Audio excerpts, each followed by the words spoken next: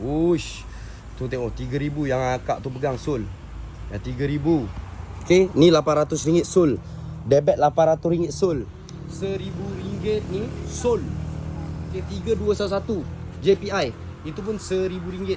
Market RM2,800, RM1,000 Sol. Pick up terus. Ini terus customer pick up. Yang macam ni ada yang RM1,200. Okay, yang ini RM1,000 juga. Ni Sol juga.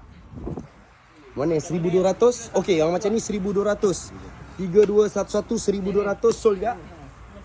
Kita boleh baca data Abang Faizal, Muhammad Faizal. Okay, RM1,200. Tu, RM3,000. Cobra juga, pelik. RM1,200, RM1,000, RM3,000 Sol. Tu, RM18,999 Sol juga. Cobra juga ni. Apa hal? Sol. Apa hal? Alamak. Alamak. This is gudang Bos Ijan. Tengok ni. Sol besar-besar Ni sikit. RM5,000 pun Sol. Ini Sol saja dah tak ada tak? Tak tahu ada lagi tak ni? Yang RM5,000 macam dah habis. Saya punya. Sol. Ini pun RM3,000 Sol. Pelik kan tentang apa benda yang Sol saja ni.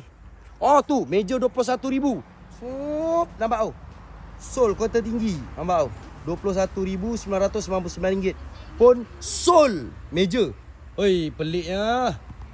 Pelik lah harganya. Pelik lah Jati ni. Pening lah Jati ni. Inilah gudang Bos Ijan. Sol saja.